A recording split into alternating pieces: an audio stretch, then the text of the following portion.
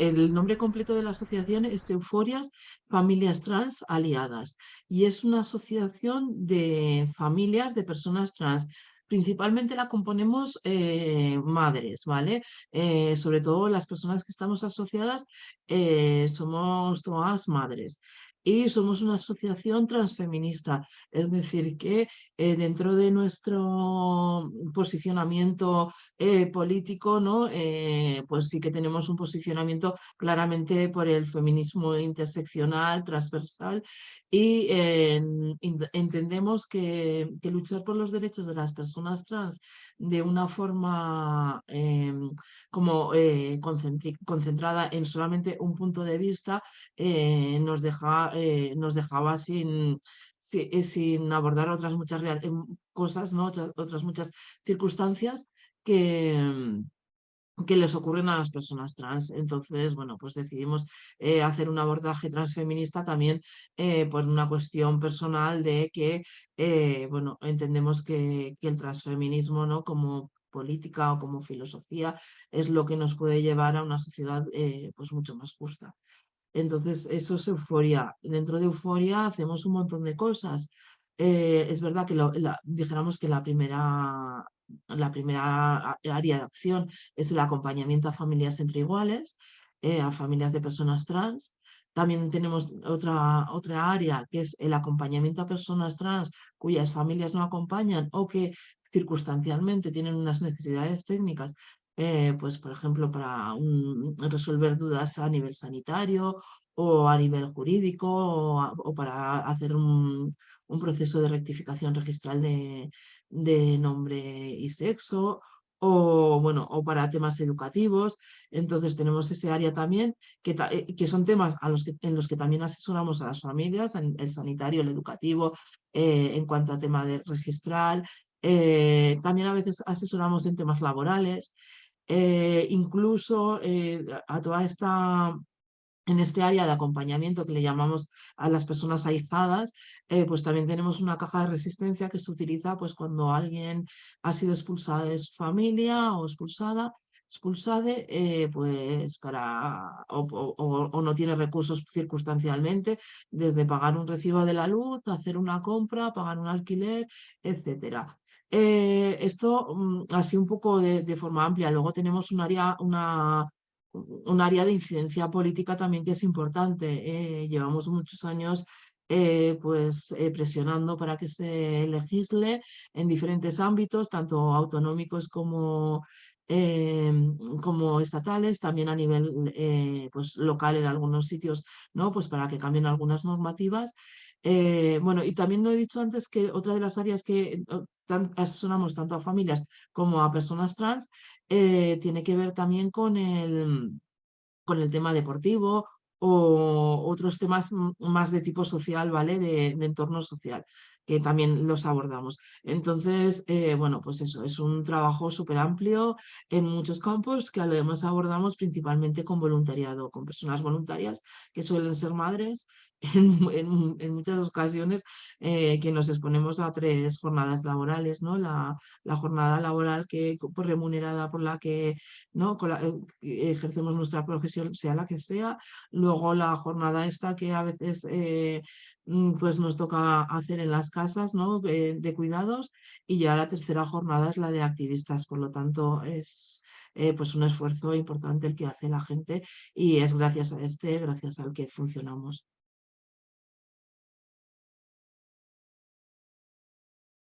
La nueva ley trans ha recogido la autodeterminación, ¿no? La libre autodeterminación de la identidad sexual de las personas, pero a partir de los 14 años eh, hasta los 16 con reconocimiento, o sea, con el acompañamiento de las familias, y ya mayores de 16 que ya pueden trabajar y ya tienen algunas responsabilidades, ¿no? Lo pueden hacer de motu propio, no necesitan a la familia. pero ahí nos ha quedado fuera a las personas de 12 a 14 que tienen que ir a un a un proceso de jurisdicción voluntaria, deja de ser un procedimiento administrativo para convertirse en un procedimiento judicial disuasorio, porque claro, si tú entras con la rapidez que tiene la justicia, puede ser que si empiezas con los 13, cumplan los 14 antes de que eso se resuelva. Por lo tanto, lo que tiene un efecto disuasorio de decir, bueno, pues vamos a esperar hasta los 14 para hacerlo de la otra forma. Y luego todas las personas menores de 12 años. Claro, si una persona de 9 años a los 3 ya se identificaba como quién es, pues han pasado 6 años, es decir, 2/3 de su vida teniendo una identidad que no le reconoce el Estado. Es muy importante. O sea, no es, es verdad que su vida puede ser mucho más larga, pero puede que no lo sea. Entonces, dar por supuesto que las personas menores no tienen derechos a la a que se le reconozca su identidad o que no pasa nada, que es inocuo, es violencia y es violencia que imparte el Estado o que impone el Estado. El no reconocer la identidad real de una persona, eso no es inocuo, porque al final estás imponiendo una que no es la suya, que no le representa y que le hace daño y que le va a estar interfiriendo en su desarrollo personal cotidianamente o por lo menos de vez en cuando, con lo cual es completamente injusto. Lo dijo el Tribunal Constitucional en la sentencia de 2019, pero la nueva ley no lo ha recogido y tampoco ha recogido a las personas trans no binarias. Como que si no reconoce su identidad hiciera que no estuvieran ahí o desaparecieran. Vuelve a repetirse lo mismo y lo que ocurre es que el Estado sigue ejerciendo violencia hacia estas personas no reconociéndolo.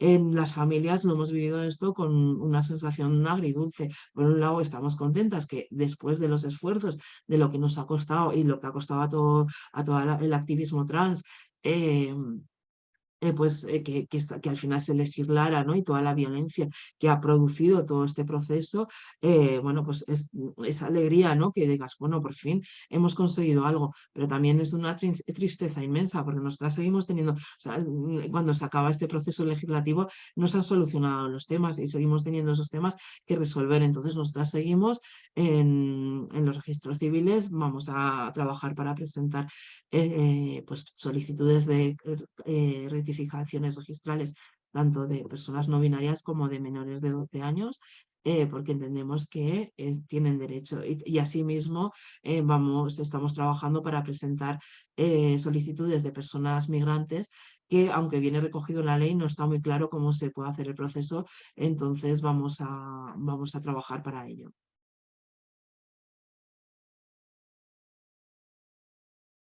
Puede ser que la gente no haya entendido realmente el verdadero objetivo de la ley trans porque ha sido difícil de transmitir.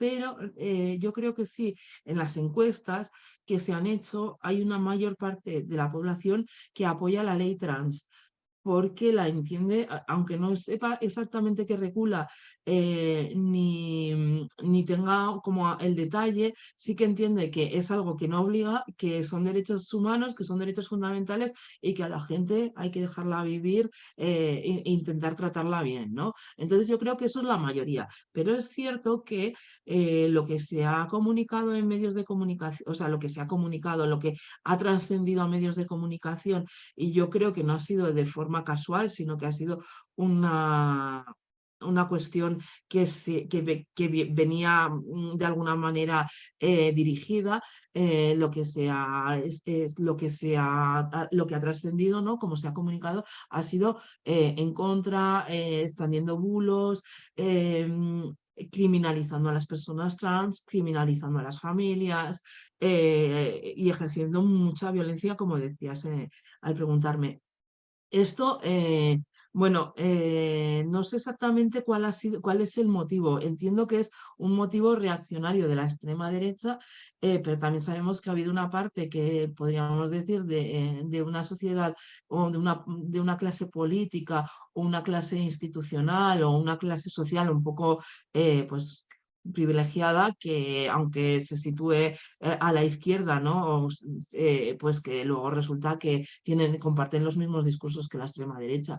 Entonces, esto ha hecho que al final sea el discurso que trascienda. Nos hemos visto con que la ley trans se ha hablado en un montón de entornos con gente que igual podía hablar de personas que de lechugas bueno, o de granjas de animales, porque tampoco, o sea, sin ningún tipo de especialización, sin ningún tipo de documentación y haciendo caso, pues eso, a noticias falsas, a argumentos pues un poco exagerados, ¿no?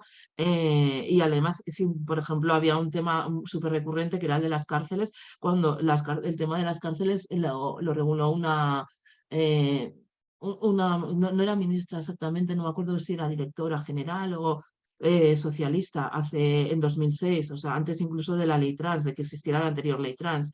Entonces, y no había, o sea, y eso ha hecho que ese tema estuviera más o menos solventado y que no tuviera mayor trascendencia. Sin embargo, o sea, es uno de los temas que se ha estado utilizando continuamente, que no es inocente porque al mismo tiempo lo que estaban transmitiendo era que las personas trans van a la cárcel. O sea, es que parecía que todas las personas trans fueran a acabar en la cárcel o que fueran violadores que se quieren escaquear de como si vamos, que se quieren escaquear, que no quieren asumir su responsabilidad, como si hubiera algún tipo de personas que por tener una identidad u otra no se les juzgara, que cuando eso es mentira, pero bueno, se ha utilizado así y ha calado en la sociedad.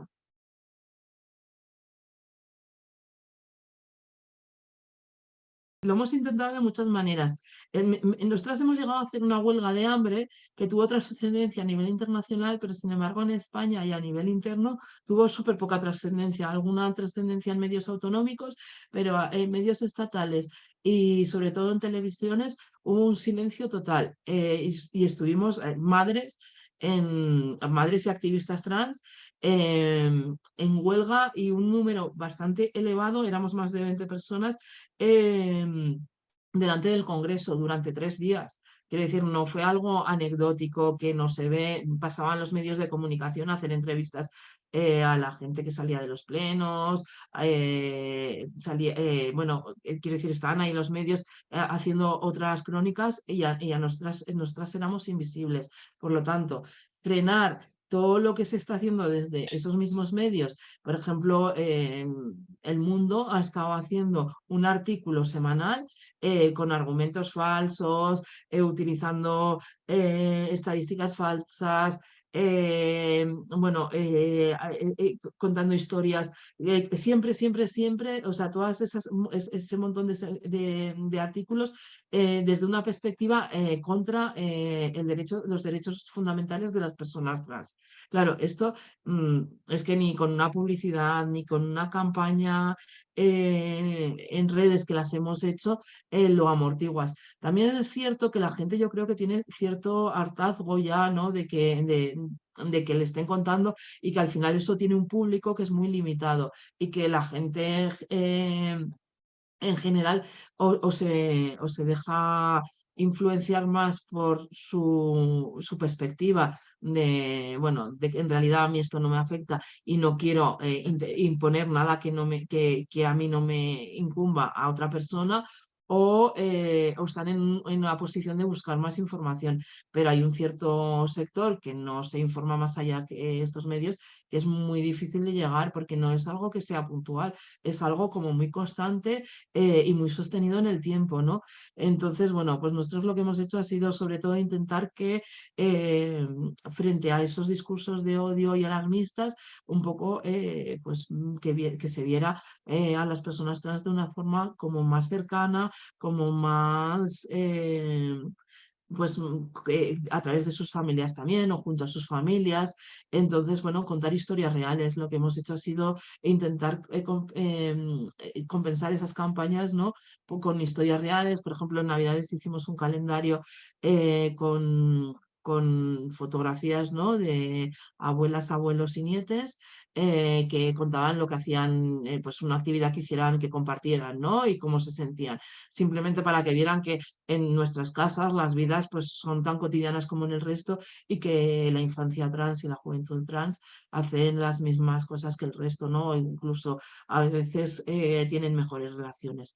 Entonces, bueno, eso es lo que intentamos hacer, pero tenemos pocos medios para luchar contra estos grandes medios y tenemos, lo único que tenemos es que no podemos perder nada, es decir, nosotras no tenemos opción de dejar de hacer, porque eso significaría pues dejar a las personas que queremos un poco ahí expuestas, ¿no? A toda la violencia. Entonces, bueno, pues el tesón, ¿no? Es lo que tenemos, el tesón, y luego que al final cada vez hay más personas trans visibles, cada vez hay más familias que acompañan y esto sí que es importante y el que estemos en este trabajo que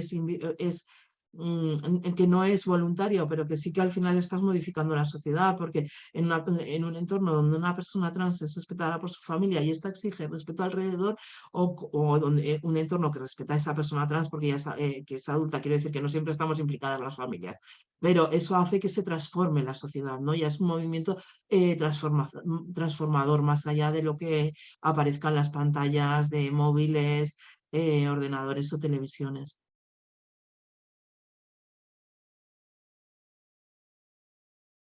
Derecho a la autodeterminación de la identidad, bueno, se traduce en que nadie tiene que imponerme quién soy, que soy quien soy y que puedo expresarlo y que el resto tiene que respetarme porque además no interfiere en sus vidas. O sea, quien yo sea no interfiere en la vida de nadie más.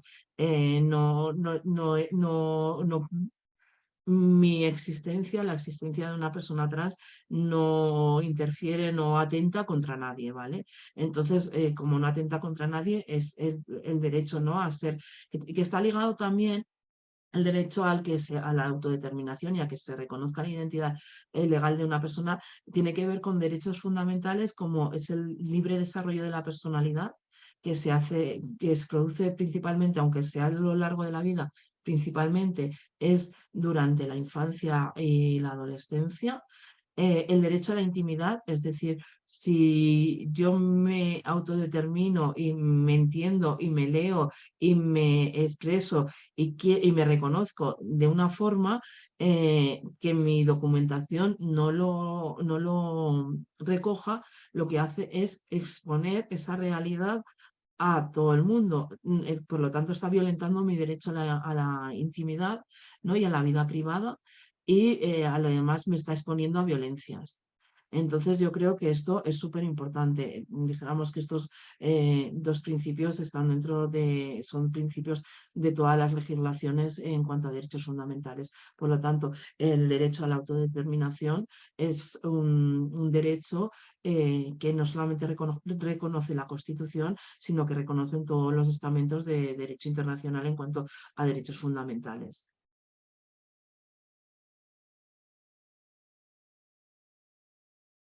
Yo creo que las claves para tratar a las personas trans es desde el respeto, desde la empatía, desde el no explicar cosas de las personas trans que no explicarías o no preguntar cosas a las personas trans que no preguntarías a otras personas. Es decir, por ejemplo, hay preguntas sobre la genitalidad que no se la harías a nadie más, entonces no se la hagas. Si a ti no te gustaría que te preguntaran, pues no hacerlas, ¿no? O no hablar sobre este tema. No por ocultarlo, sino porque forma parte de la intimidad de la persona, ¿no? Entonces, creo que eso es fundamental tener en cuenta la realidad de cada persona, porque al final las personas trans no es un colectivo homogéneo. Hay montones de personas con diferentes personalidades, con diferentes realidades, con diferentes pasiones, con diferentes gustos. Entonces, con diferentes caracteres. Entonces, a veces lo que se tiende a globalizar, ¿no? Lo que hace un individuo, lo que hace una persona, como que si fuera algo, representara a todo el colectivo, y eso no es así. Entonces, tener en cuenta eso, que cada persona es un mundo.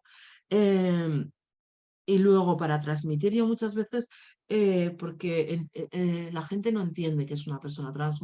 Yo estos días que estoy haciendo formaciones, la verdad es que se ha habido tanto en la tele que lo de cambio de sexo y un niño que quiere ser niña o una mujer que quiere ser hombre, se utiliza un montón. Entonces yo para explicarlo lo que le hago a la persona es que le digo, por ejemplo, alguien que se identifica como niña, bueno, lo que entendemos una niña cis, por ejemplo, le digo, imagínate que cuando naces, pues en tu casa se empeñan en cortarte el pelo, te ponen un nombre masculino, te hablan en masculino y además a nada que vean cualquier gesto femenino te lo corrigen. Y a lo demás te apuntan a fútbol y te apuntan a todas esas actividades que se relacionan con lo masculino para que te acostumbres a tener una conducta masculina y tú no te encuentras nunca en ese rol. Tú ves que no eres, pero claro, tienes 3, 4, 5 años, no sabes lo que pasa, tienes que buscar respuestas, no tienes herramientas, no tienes tan siquiera el lenguaje a veces adquirido, ¿no? Entonces, ¿cómo transmites todo eso a tu familia y cómo lo transmites al entorno? Y además lo dices un día y te dicen, va, no digas tonterías, ¿no? Y te das cuenta de que lo que tú sientes, lo que tú necesitas, puede llevarte a que te cuestionen el cariño, a que te cuestionen la protección, por lo tanto te callas, ¿no? Y sigues adelante como puedes. Entonces, esto es un poco lo que les pasa a las personas trans. Las personas trans no tienen un problema en sí mismas. El problema se lo acarrea toda la forma en que les leemos y la forma en que se les impone una identidad. Entonces, partiendo de allí, desde la empatía, entender que la realidad de las personas trans no es algo que sea responsabilidad suya, sino que es una cuestión de estructura social y de cómo entendemos a las personas, ¿no? En nuestra sociedad, y que tiene que ver con la lectura que hacemos desde fuera. Yo creo que es importante que se entienda esto porque a veces ponemos, y en los medios de comunicación es como que se pone la responsabilidad de muchas cosas sobre las propias personas, cuando realmente tienen muy poco margen de actuación, porque les vienen impuestos un montón de cuestiones y de prejuicios que son muy difíciles de combatir. Hay otra cosa, es que muchas veces se entiende que las personas trans son expertas en biología, son expertas en género, son expertas que tienen que explicar las cosas, o sea, no tienen que estar justificando con argumentos continuamente su existencia. Y entonces eso es súper cansado todos los días, ¿no? Y cuando a lo demás se les cuestiona si se hormonan, porque se hormonan, si no se hormonan, porque no parecen lo que son. Esto es continuamente. Entonces, se ejerce una presión y una violencia no solamente a nivel social, sino también es que se reproduce en los medios de comunicación. Entonces, yo creo que es interesante que los medios empiecen a aislar y a intentar escapar de esa tendencia. Hay unas recomendaciones para tratar la diversidad sexual y específicamente a las personas trans, pero también a las personas intersex y a otras diversidades sexoafectivas, que están bueno, que están publicadas en la web, en páginas web, están en castellano, y aparecen unas recomendaciones para los medios de comunicación que son súper claras. Nosotras muchas veces las difundimos y tal, y cuando vemos que algún medio de comunicación que está haciendo un trato inadecuado, pues se las pasamos, pero es verdad que nos hacen muy poquito caso en esto. Y es sorprendente porque toda la cuestión de derechos humanos, por ejemplo, si es China quien no respeta los derechos humanos, se puede hacer una tertulia inmensa sobre cómo no respeta los derechos humanos, pero si es un medio de comunicación nuestro, ¿no? De nuestro país, bueno, pues no pasa nada, es como que no trasciende la cosa de allí, ¿no? Da igual lo que diga la Comisión de Derechos Humanos de la ONU, da igual lo que diga el resto. Entonces también tenemos esa hipocresía, ¿no? A la hora de evaluar la importancia, ¿no? Del respeto a los derechos humanos desde uno u otro punto.